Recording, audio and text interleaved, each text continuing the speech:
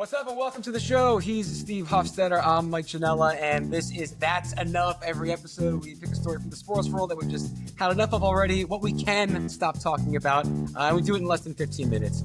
Steve, you're a wrestling guy? Not even remotely. All right, well, good, because I am, and that leads us into today's episode.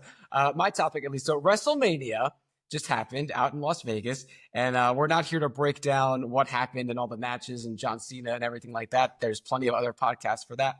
The whole point of this show is what we're sick of. So I can't believe I still have to say this, but I tell people that I'm into pro wrestling, WWE specifically, and I still get the whole, but you know it's fake, right? Like, how are you into it? It's fake.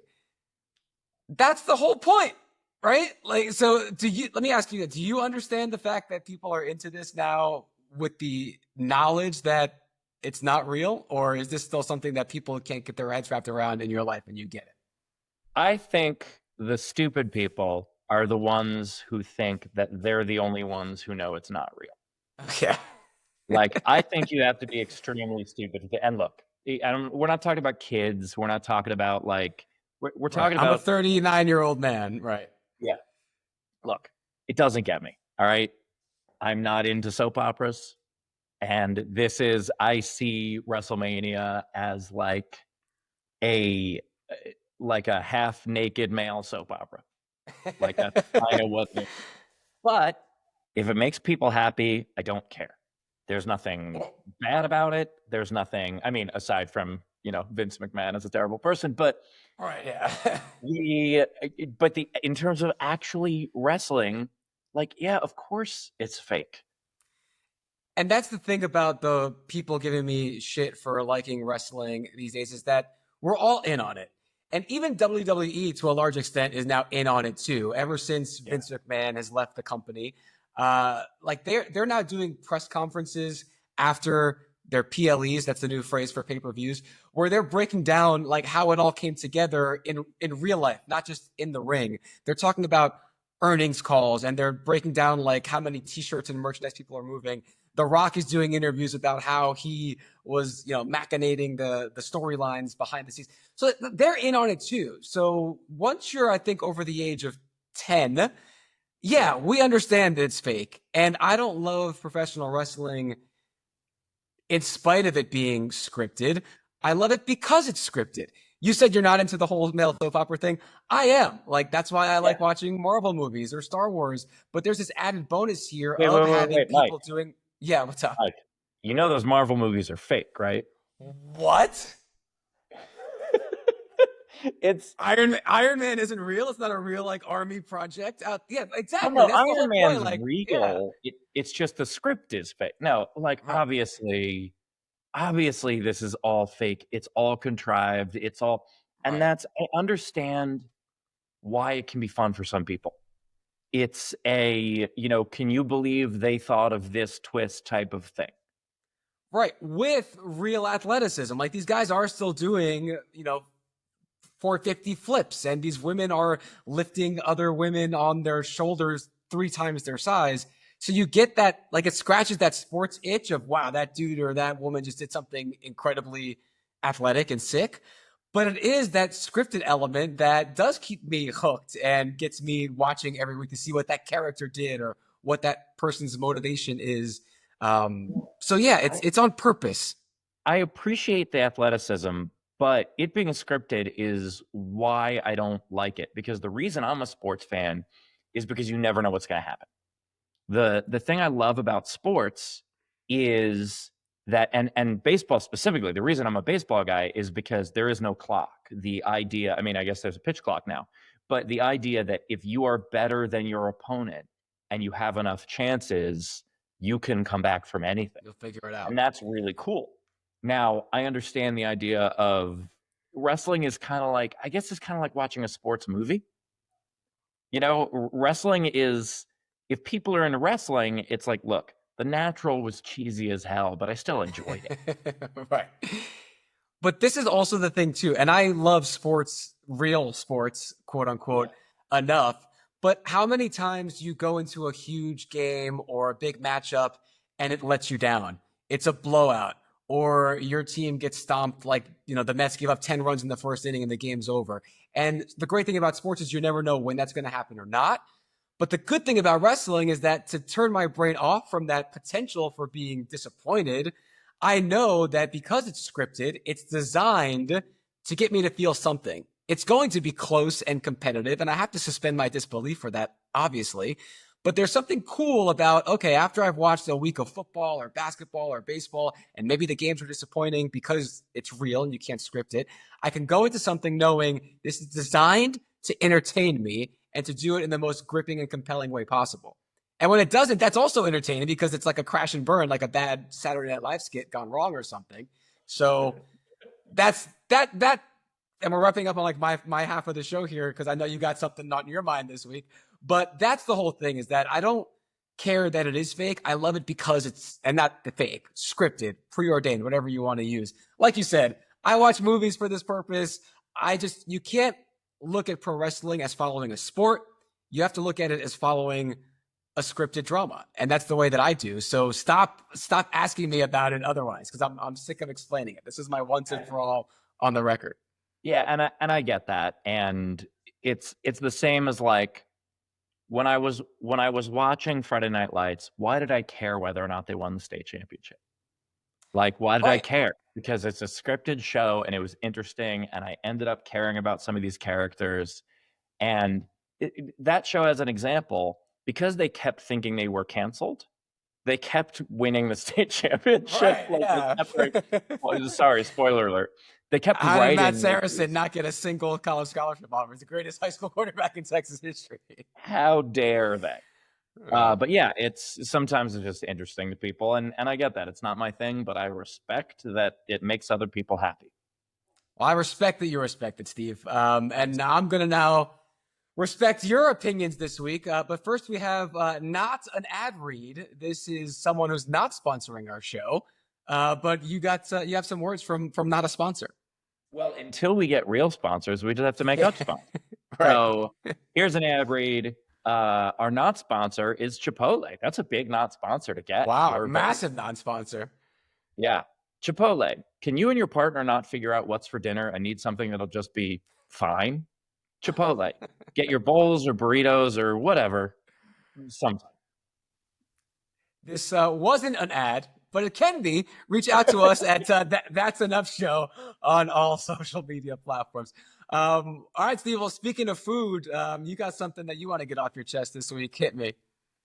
All right. Some stadiums have realized this. When I was growing up and going to games, it was a hot dog. You were lucky if a stadium had chicken fingers. It was hot dog and fries, and that's what was available. And then stadiums started realizing, like, wait a minute, why can't we have good food? Why can't we have interesting food? I think it probably started in the minor leagues. But there are still stadiums and arenas that, first of all, the overwhelming majority of stadium food, no matter where you go, no matter what sport it is still that boring, regular, overpriced. It has to be mass produced for tens of thousands of people. So a lot of places just don't care about taking, culinary risks. Yeah. Right. I understand that. But then there are some places that have it figured out.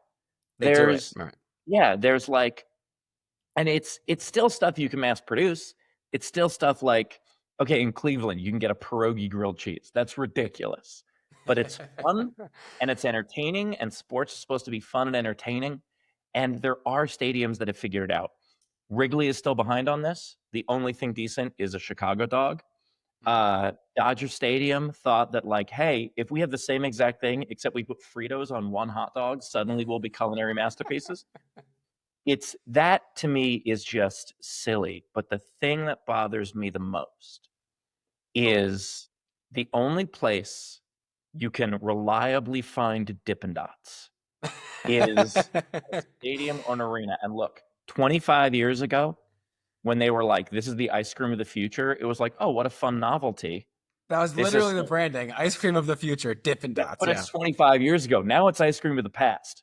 And if you have an actual, like, I mean, I understand soft serve is quicker or whatever, but like having ice cream, especially at baseball, because it's a summer sport. And so having an actual In terms of mass produce, big old jug of ice cream, scoop, boom, give me the money, here you go. That makes it so much better to have actual flavors. And some stadiums have figured out how to do it. Seems like every minor league stadium has figured out how to do it. But actual Major League Baseball and NHL and NBA and NFL, like the food, so much of it is just boring. Just quick aside, do you like Dippin' Dots or no? You don't like that, or don't like the idea of it, or do you actually like the I like them better than no ice cream. right? But like But if you not as much as real ice cream.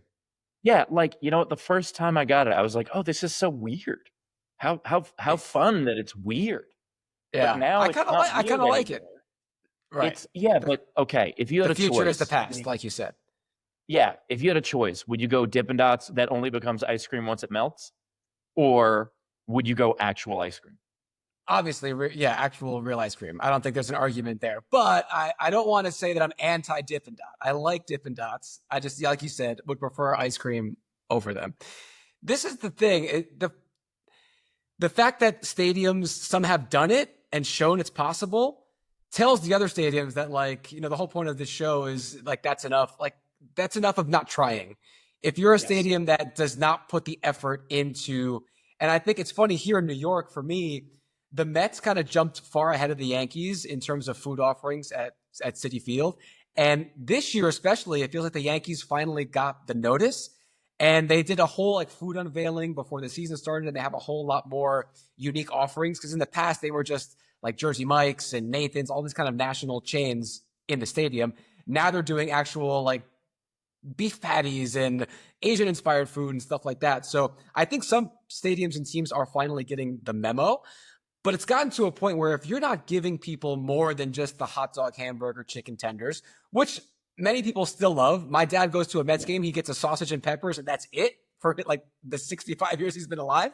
But you have to give that option, because people are going and they're spending a lot of money now on their tickets and parking and their time. You want an elevated experience. And to your point, it's been proven that it can be done. So why aren't you doing it if you're not? And not just that it can be done, but that it's a draw.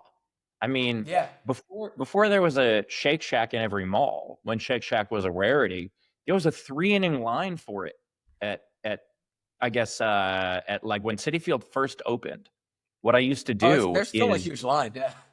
yeah, but it was what I used to do is I would when I was at the ball game with some friends, I would take whoever cared about baseball the least, and I would be like, I will pay for your food. Go wait in line. You do it. I don't want to miss the game. And but Citi Field, yeah, has like people talk about how they're excited for opening day because of the pastrami. Like it is something that does matter to people. If we care about having good food in every other aspect of our lives, why suddenly the second we walk into a stadium or an arena are we just like, yeah, give me something that tastes marginal, that has a ton of calories Yeah. and costs a fortune, and I'll just be happy with that. Like you can, and you don't have to change all the food. I get it. But these stadiums and these arenas have so much space. There is so much space on the concourse. And the idea to not use some of that for food pop-ups, for like make it interesting. It's part of the experience. Exactly. Sports fans deserve better, and in a lot of places they're getting it. We want to make sure everyone is on the same page. All right, we're coming up on the end of our time here. Our promise to you guys is keeping these shows short, so that is what it is. Steve, anything else you want to jump in here at the buzzer? No, I just love the idea that if anybody is very excited about wrestling and food, this was the episode for them. Yeah, that Venn diagram, baby. If you're a Dippin' Dots Roman Reigns fan, this was the show for you. He's Steve Hofstetter. I'm Mike Janella. Follow us everywhere at That's Enough Show. Thanks for listening. That's enough.